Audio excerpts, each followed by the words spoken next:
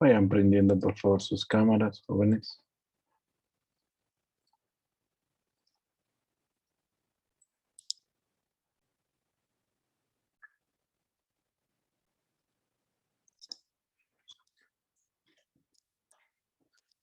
Bueno, para continuar nuestro recorrido por la técnica quirúrgica, vamos a ver que nos toca cirugía de hígado y de vías biliares.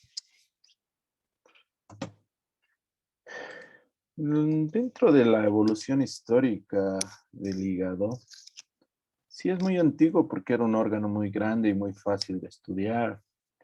Los babilonios, 2000 años antes de Cristo, ya describen la superficie hepática. Francis Gleason, en 1654, describe la anatomía de los vasos sanguíneos. Berthe, en 1716, hace una hepatectomía parcial.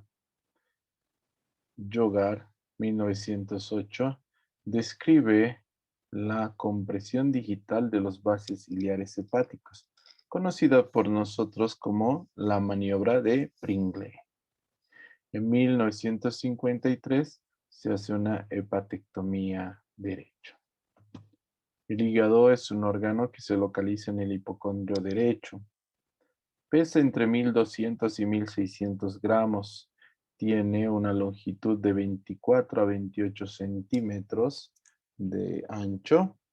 Antero-posterior 18 a 20 centímetros y un espesor de 6 a 8 centímetros. El hígado se divide en lóbulo hepático derecho y lóbulo hepático izquierdo, dividido por lo que conocemos como el ligamento redondo y el ligamento falciforme. Tiene una cara diafragmática y una cara inferior. En la parte posterior está unido a la pared y no tiene recubrimiento peritoneal en la parte posterior. Se llama una zona desnuda. El hígado no se puede dividir en dos segmentos tan amplios, así que hay una segmentación hepática que lo divide en 8 segmentos. Esta segmentación hepática es una segmentación funcional. Quiere decir que si nosotros sacaríamos un segmento y lo reimplantamos, podría ser totalmente funcional, ya que tiene su arteria, su vaso nutricio, su vaso funcional y su vena y su conducto biliar. Dividimos en 8 segmentos. En 1, 2, 3, 4, 5, 6, 7, 8, en dirección a las manecillas del reloj. Obviamente, esta segmentación es un poco más complicada. Para ver la segmentación hepática, revisemos lo La vena siguiente. porta. ¿Qué significa segmentar un órgano? Es lo siguiente, los órganos parenquimatosos tienen territorios, porciones, que van a estar irrigadas por segmentos vasculares bien definidos. Entonces, el cirujano tiene que conocer cuáles son estos territorios, estos segmentos de este órgano, de manera tal que pueda hacer la exéresis, la extirpación de un segmento sin comprometer la vasculatura del resto de la glándula. El hígado tiene 8 segmentos bien definidos, estudiados por Quinault, que corresponden a lo que se denomina segmentación hepática por la vena porta. Para poder conocer estos segmentos hepáticos es necesario que conozcamos el hígado desde su configuración externa. Es por eso que vamos a empezar hablando de la configuración externa del hígado para después poder entender la segmentación hepática. Hígado visto desde su cara superior. Tenemos un borde superior o cúspide, esto es derecho, esto es izquierdo, y un borde inferior. Acá tenemos, entre el tercio medio y el tercio izquierdo, el ligamento falciforme, entre cuyas hojas va a estar discurriendo el ligamento redondo. Acá está asomando la vesícula biliar. Acá tendríamos el diafragma, esto es una vista superior o anterosuperior, si se quiere, del hígado. Pero la segmentación hepática por las venas porta, por la vena porta, se hace desde la cara inferior. Entonces, vamos a levantar este hígado, este borde inferior o anterior inferior lo vamos a poner acá arriba. Cara inferior. Entonces, si vemos el hígado desde su cara inferior, tenemos el borde anterior a este nivel, esto es izquierdo, esto es derecho, y acá viene todo el borde posterior. Lo primero que impresiona cuando vemos al hígado desde abajo es el ilio, que es una estructura transversa, que está en la parte media, de izquierda a derecha, y se denomina surco transversal. Tiene dos segmentos, un segmento derecho y un segmento izquierdo. Por el segmento izquierdo va a correr el surco longitudinal izquierdo, que está representado hacia adelante por el ligamento redondo y hacia atrás por el ligamento o surco de Arancio, que son resabios embrionarios. Hacia la izquierda tenemos el surco longitudinal derecho, que es bien ancho, bien amplio y se denomina fosa cística, una estructura ovoidea que es la fosa cística que va a contener a la vesícula biliar. Esta parte de acá que vemos, que nos queda, pertenece a la cara posterior del hígado, donde va a estar enfundada la vena cava inferior que lo cruza por detrás, de abajo para arriba, y está bien metida, bien relacionada con la cara posterior de este órgano. Entonces tenemos de esta manera una H, acá en el medio, que me divide a la cara inferior del hígado en un lóbulo izquierdo, un lóbulo anterior, entre la fosa cística, el ligamento redondo y el surco transverso, que se denomina lóbulo cuadrado, y hacia atrás de este tenemos entre la vena cava inferior, el surco transverso y el surco de Arancio, el lóbulo de Spiegel y un lóbulo derecho. Entonces tenemos lóbulo cuadrado, lóbulo de Spiegel hacia atrás, lóbulo izquierdo y lóbulo derecho. Acuérdense que todo lo geométrico en el hígado es anterior. Ligamento redondo, lóbulo cuadrado, fosa ovoidea o cística. Siempre se presenta la duda en si el lóbulo cuadrado es anterior o posterior, y lo mismo con el de Spiegel. Acuérdense que todo lo que sea geométrico va a ir para adelante. O sea que siempre el lóbulo cuadrado va a estar hacia adelante y el lóbulo de Spiegel va a estar hacia atrás. Perfecto, acá vemos el hígado desde su cara inferior. En el lóbulo derecho marco las impresiones del colon ascendente, del riñón derecho y de las glándulas suprarrenales derechas. Que mucho no nos hace a la segmentación hepática, pero bueno, lo ponemos. Suárez, Jiménez y Cuinaud usan esta cara inferior del hígado para dividirlo externamente en 8 segmentos. Cada uno de estos 8 segmentos va a tener un nombre y va a estar irrigado por una rama de la vena porta particular. Acuérdense que la vena porta no drena al hígado, sino que lo irriga. Es decir, no le saca sangre, sino que se la trae. El 85% de la sangre que viene al hígado viene por la vena porta. ¿Cómo hicieron Suárez, Jiménez y Cuinaud para segmentar esta cara inferior del hígado y por ende todo el hígado? Lo hacen en base a un eje que se denomina eje anteroposterior y que parte desde la parte media de la fosa cística hasta el borde izquierdo de la vena cava inferior. De este centro, de este eje, para la derecha va a ser todo derecho. De ahí para la izquierda va a ser todo izquierdo. Esto es funcional. Y por último, el surco transverso lo prolongamos de manera tal que todo lo que esté hacia adelante de este surco transverso va a ser anterior y todo lo que esté hacia atrás va a ser posterior. La mitad izquierda y la mitad derecha, a su vez, están cortadas por dos surcos anteroposteriores y se dividen en 4 segmentos. El surco anteroposterior izquierdo está dado por el ligamento redondo hacia adelante y el surco de Arancio hacia atrás. Y el surco anteroposterior derecho va a estar dado por una línea que vaya desde la mitad del borde anterior del lóbulo derecho, la parte media, hasta el borde derecho del ilio hepático. Entonces, todo lo que esté a la izquierda del eje va a ser izquierdo. Todo lo que está a la derecha va a estar a la derecha. Pero a su vez, todo lo que esté próximo a este eje se va a denominar paramediano. Y lo que esté más hacia externo, hacia la periferia, se va a denominar lateral. De manera tal que estos dos son paramedianos y estos dos son laterales. Como estamos del lado izquierdo, este es el paramediano izquierdo y a su vez anterior. Este es el paramediano izquierdo posterior. Así pasa lo mismo del lado derecho, del lado izquierdo y del lado derecho. Vamos a ver que Suárez, Jiménez y Cuinaud le pusieron un número a cada uno de estos segmentos partiendo desde el lóbulo de Spiegel y en sentido antihorario. Entonces tenemos 1 para el segmento paramediano izquierdo posterior, 2 para el lateral izquierdo posterior, 3 para el lateral izquierdo anterior, 4 para el paramediano izquierdo anterior, 5 para el paramediano derecho anterior, 6 para el lateral derecho anterior, 7 para el lateral derecho posterior y 8 para el paramediano derecho posterior, que en realidad es póstero superior y no se ve desde la cara inferior. Por eso está hecho con un negro un poquito más claro. 8 segmentos nos dividen de esta forma al hígado según Suárez, Jiménez y Cuinot.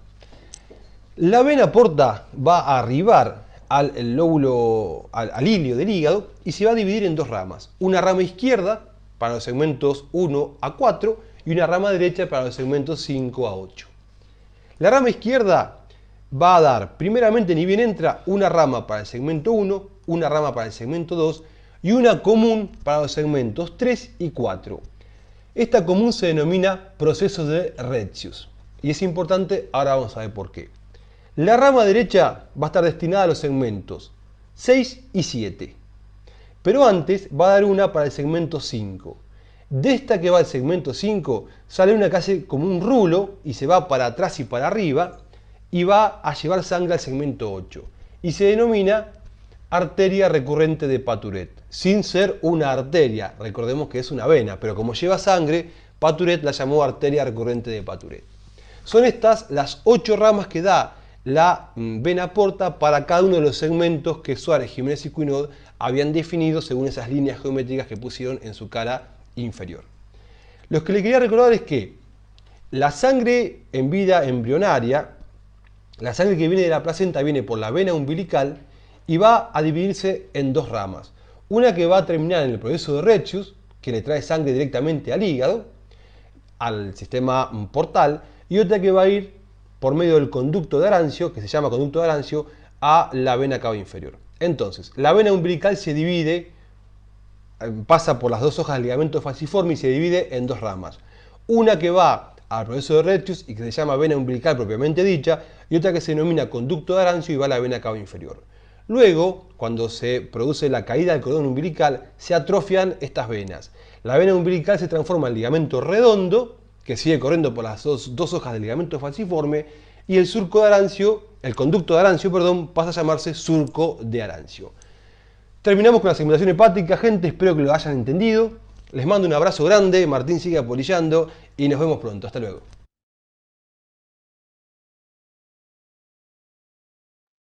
Entonces esa era la segmentación hepática. El sistema portal tiene comunicaciones con el sistema sistémico a través de 4 vías. Las venas submucosas del estómago y del esófago se comunican. Por lo tanto, reciben flujo portal de las venas gástricas izquierdas y las venas gástricas cortas. Este es el origen de las varices. Las venas umbilicales de la pared abdominal que recanalizan el flujo por la vena umbilical, dando origen a la cabeza de medusa. El plexo hemorroidal superior que recibe el flujo de la porta de las afluentes de la mesentérica inferior, que produce la aparición de hemorroides. Y además, sin importancia, muy pequeñas, unos comunicantes retroperitoneales. El hígado está fijo en su posición a través de dos ligamentos, ligamento suspensorio o falciforme y el ligamento coronario. Además, lo fijan en su posición la vena cava superior, las venas suprahepáticas y la propia presión intraabdominal. Por debajo del hígado se encuentra un órgano accesorio que es la vesícula, que tiene un fondo, un cuerpo y un cuello. La vesícula biliar tiene en su interior unas fosas poligonales y se comunican con la vía biliar principal a través del conducto cístico. Este conducto cístico puede ser largo, corto o incluso anterior a la vía biliar, de acuerdo a alteraciones anatómicas normales. La vesícula biliar recibe sangre de única arteria cística que puede venir también con alteraciones anatómicas normales. Por ejemplo, esta cística es muy corta y esta arteria hepática derecha está anterior a las vías biliares. Puede haber variaciones en la anatomía de la vesícula. En el 75% tiene esta forma, en el 20% esta y en el 5% esta. La vesícula biliar se comunica a la vía biliar a través de este conducto principal que se denomina el conducto cístico, que mide en 3 centímetros de longitud y 4 milímetros de espesor. Tiene estas válvulas de Heister. Las arterias que irrigan la vesícula biliar vienen directamente desde el tronco celíaco a través de la hepática derecha. Las vías biliares, existen vías biliares intrahepáticas y vías biliares extrahepáticas. Las vías biliares intrahepáticas van a formarse desde los conductillos intralobulillares, perilobulillares y finalmente forman el hepático derecho y el hepático izquierdo para formar el hepático común. Las vías biliares se clasifican en vías biliares extrahepáticas principales y vías biliares extrahepáticas accesorias. Las vías biliares extrahepáticas principales son el hepático común y el colédoco. Las vías biliares extrahepáticas accesorias son la vesícula biliar y el conducto cístico. ¿Qué quiere decir principal? Que si nosotros cortamos esto no es compatible con la vida. Accesoria, si nosotros sacamos esto no hay ningún problema. El conducto hepático común mide unos 4 centímetros y 5 milímetros de diámetro. Cuando se une el hepático común con el conducto cístico, forman este conducto que es el conducto colédoco. Este conducto colédico mide de 5 a 9 centímetros de longitud con unos 5 milímetros de diámetro.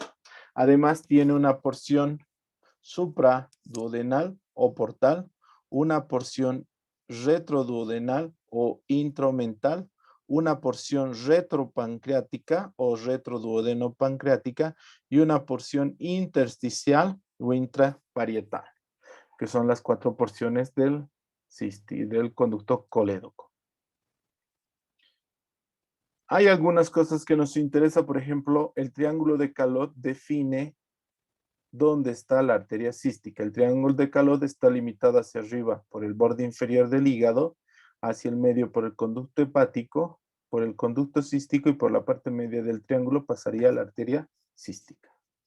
El punto cístico se localiza en una línea que se traza de la axila al ombligo y en unión con el reborde costal se denomina punto cístico y es donde cae justamente la vesícula biliar. El conducto biliar lo que se encarga es de secreción de bilis. Esta secreción biliar tiene una circulación enterohepática bastante eficiente. Se secreta aproximadamente en ciclos aproximadamente 12 a 36 gramos diarios de bilis. El 95% de esto se reabsorbe en el ilion terminal. Solamente el 0,2 o 0,6 gramos se elimina por las heces. Y esa eliminación es lo que le da el color café oscuro a las heces. De este 95%, menos del 0,5 miligramos se eliminan por la orina. Menos de 0,05 se eliminan por la orina. Entonces es un sistema bastante eficiente. No hay gran pérdida de líquido biliar. Las patologías del hígado son numerosas. Gran parte son patologías médicas. Han hecho una clasificación de escala de Child-Pugh donde se ve el estadio del hígado de grado A grado C, siendo el C más grave y el A menos grave. Se suma cuando la bilirrubina está mayor a 2, 1. Cuando está mayor a 3, 5, 1. Albúmina. Tiempo de protrombina de 1 a 3 está 1. Y así sucesivamente. Si la bilirrubina en ese paciente está 2 a 3, ya aumenta el valor y se suma 2, 3, 4, 5 y nos da el grado de patología crónica que tiene el hígado. Viendo desde nuestro punto de vista, el procedimiento más común que se hace sobre el hígado es la biopsia hepática. Normalmente hacemos una biopsia hepática laparoscópica. La segunda patología por la cual operamos el hígado es por el trauma hepático. Puede ser un trauma hepático penetrante o perforante. Puede ser trauma hepático cerrado. Y en esos casos, cuando es muy grave el sangrado, terminamos haciendo un packing hepático, que consiste en introducir un montón de apósitos y compresas sobre el hígado para evitar que sangre. A veces tenemos que comprimir lo que es el hilio hepático, lo que conocemos como maniobra de Pringle. Cuando hay lesiones hepáticas se clasifican del 1 al 5. El 1A hay una lesión subcapsular menor al 10%. El 1B hay una lesión subcapsular del 10 al 50%. El 2 hay una lesión subcapsular mayor al 50%. El grado 3 hay ruptura, hematoma parenquimatoso. Grado 4 hay disrupción parenquimatosa mayor al 75%. Y el grado 5 hay una abulsión hepática. Otra patología que se asienta a nivel de hígado son los abscesos hepáticos, ya sea abscesos hepáticos piógenos o abscesos hepáticos amebianos. Gran parte de estos abscesos son de manejo médico, es decir, con administración de medicamentos puede mejorar. Raras veces operamos, excepto cuando hay quistes hidatídicos. Los quistes hidatídicos son quistes parasitarios que nosotros tenemos que sacar mediante resecciones y segmentectomías. Otra patología común en el hígado relacionada con la bebida es la hipertensión portal. Como la sangre no pasa fácilmente por el hígado, porque hay una cirrosis, una esclerosis del hígado, se aumenta la presión del hígado. Y, y esto repercute en la presión de la porta. Si la presión portal está por encima de 10 centímetros de agua, se habla de hipertensión portal. El tratamiento solamente puede hacerse mediante operaciones derivativas. Se hace una operación derivativa uniendo la arteria esplénica con la renal, una anastomosis espleno-renal, y de esa manera la sangre de la porta pasa directamente a la circulación sistémica. Lamentablemente, la sangre que viene de los intestinos es muy contaminada, teniendo amoníaco, y que nos va a dar patologías diferentes cerebrales, inclusive por la recirculación de sangre contaminada. Pero es que no hay otra forma de mejorar la vida a veces de estos pacientes. No sé si tienen duda hasta el momento.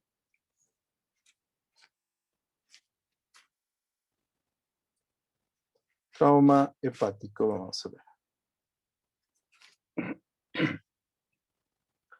Aquí vemos un trauma hepático donde mediante la paroscopía lo que se encuentra es gran cantidad de sangre libre en la cavidad peritoneal. Entonces debe ser un trauma abdominal cerrado. Entonces mediante la paroscopía se vio que existe sangrado a nivel de la cavidad peritoneal. Una vez que se aspira la sangre, tiene que buscar el origen de dónde ha salido la sangre. El órgano más frecuentemente afectado es el hígado, pero hay que ver dónde y en qué parte está lesionado el hígado.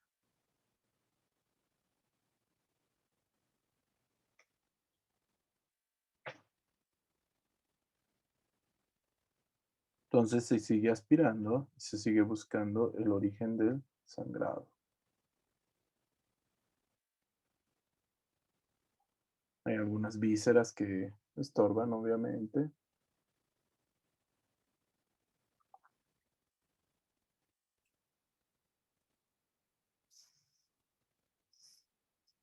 Están haciendo el devaneo intestinal es porque cualquier líquido raro que aparece dentro de la cavidad abdominal hace que los intestinos dejen de moverse y entonces hay distensión abdominal, retención de gases, una suboclusión intestinal. Entonces con eso, con el devaneo un poco se estimula que pasen los líquidos y los gases retenidos.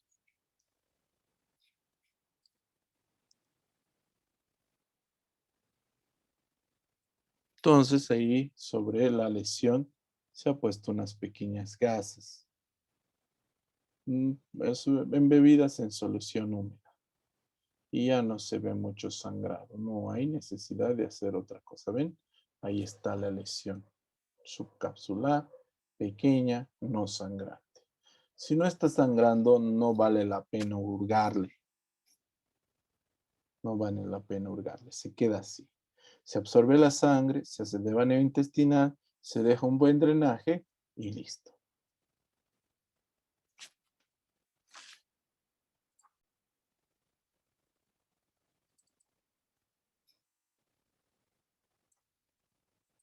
¿Alguna otra duda?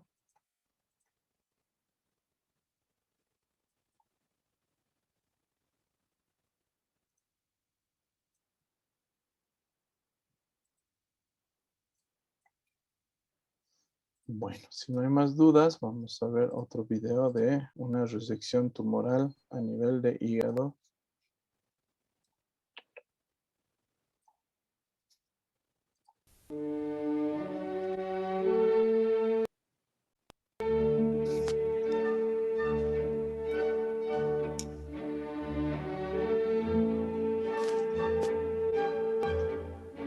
Paciente de 29 años de edad sin antecedentes patológicos que nos consulta por presentar dolor en hipocondrio derecho. La ecografía abdominal revela un pólipo en la vesícula y un tumor localizado en el segmento 5 hepático, el cual es hipervascularizado. El ecodoppler nos revela que está en íntimo contacto con una vena suprahepática. Los estudios por imágenes ubican al tumor en el segmento 5 hepático. Nos orientan a que el mismo se encuentra pediculado.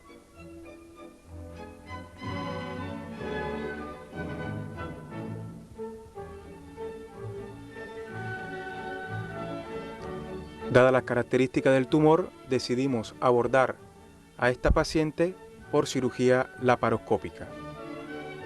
La exploración abdominal revela que el tumor se encuentra en íntimo contacto con la vesícula, pediculado en el segmento 5 hepático. Se colocan trócares de 5 milímetros en flanco derecho y uno de 10-12 milímetros en epigastrio. Ahí se ve el tumor, ¿verdad? Se comienza con la separación del tumor del fondo vesicular utilizando el hook.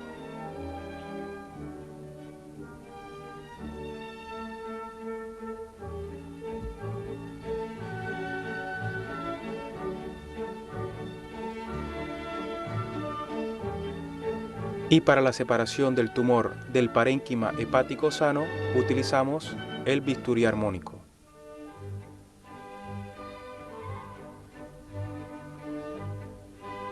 El bisturí armónico nos permite realizar una buena hemostasia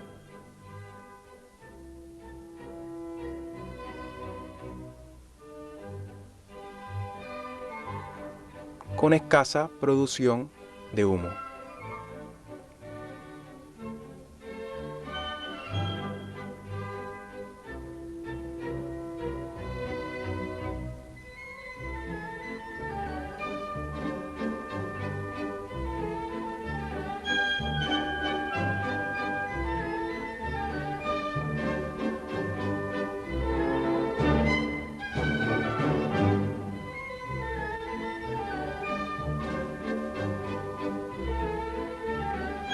Completamos la hemostasia utilizando electrobisturí de argón.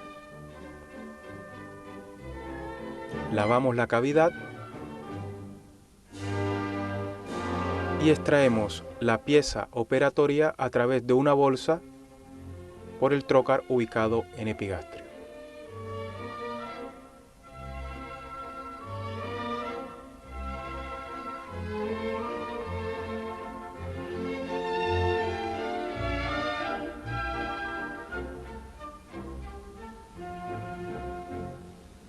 Continuamos la cirugía practicando la colecistectomía por el íntimo contacto que tenía la vesícula con el tumor, la manipulación de la misma y la presencia de poliposis vesicular.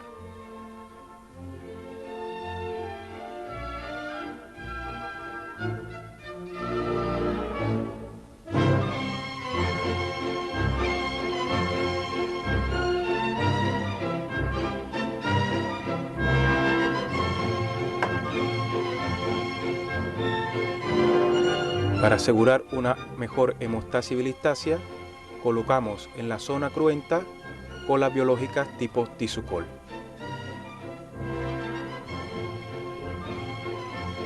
Finalmente, realizamos lavado de la cavidad abdominal.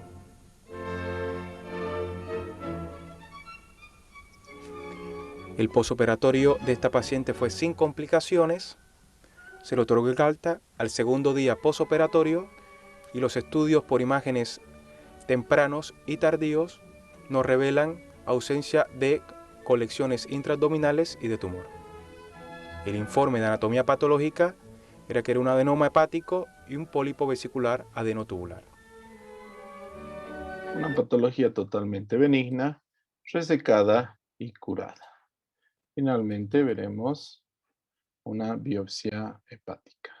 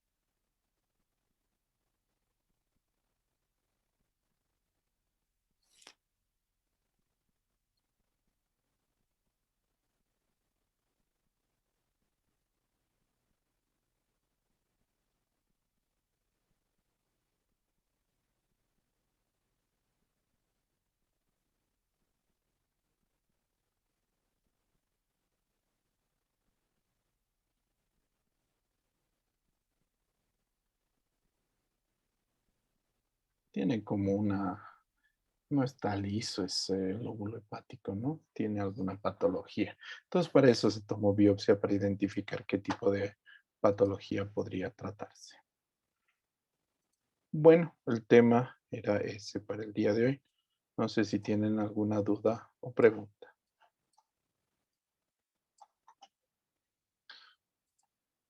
Contéstenme a la lista y eso sería todo por el día de hoy.